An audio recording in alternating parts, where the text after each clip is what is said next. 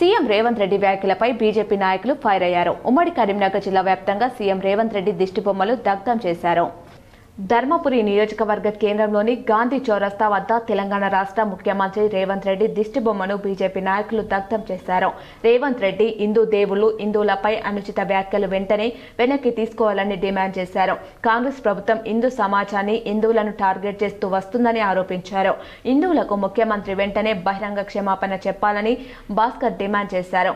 ఈ కార్యక్రమానికి హాజరైన బీజేపీ జిల్లా ప్రధాన కార్యదర్శి పిల్లి శ్రీనివాస్ మాట్లాడుతూ కేవలం మైనార్టీ ఓట్ల కొరకు ముఖ్యమంత్రి హిందువులపై మాట్లాడుతున్నారని, రాజకీయం కోసం హిందూ దేవుళ్లు హిందువులపై మాట్లాడాల్సిన అవసరం ఏమీ వచ్చింది? రాజకీయానికి వేరే మార్గాలు మీకు దొరకలేదా? జూబ్లీహిల్స్ ఉప ఎన్నికలో మీరు చేసిన నీచ రాజకీయం ప్రజలు గమనిస్తున్నారని, పంచాయతీ ఎన్నికలో మీకు తగిన గుణపాఠం చెప్తారని హెచ్చరించారు.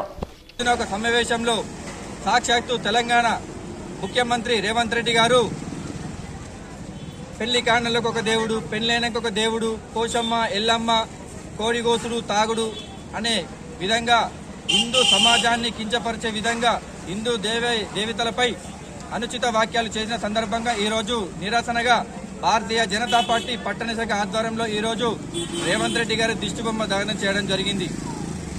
కాంగ్రెస్ ప్రభుత్వం, కాంగ్రెస్ పార్టీ కేవలం హిందూ సమాజాన్ని, హిందువులను టార్గెట్ చేస్తూ వస్తా ఉన్నది. వెంటనే క్షమాపణ చెప్పాలని మేము డిమాండ్ చేస్తా ఉన్నాము. భారత్ మాతాకి జై.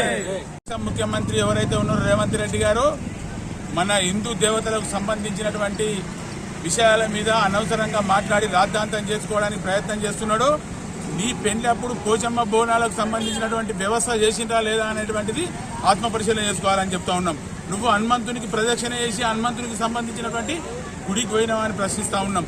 ఇలా దేవి దేవతలను విమర్శించే స్థాయి అనేది అని అడుగుతా ఉన్నాం. మేము ఏదైతే ఓట్ల కొరకు కక్కుర్తి పడి ఓట్ల కొరకు రాజకీయం చేయాలనుకుంటే భారతీయ జనతా పార్టీ కూడా దానికి సిద్ధంగా ఉంది అని చెప్పి సందర్భంగా హెచ్చరిస్తా ఉన్నాం. ఇప్పటికైనా మేము ఒక ముచ్చట చెప్పదలుచుగా ఉన్నాం. నువ్వు హిందూ దేవతలను విమర్శించాల్సిన అవసరం ఏమైంది?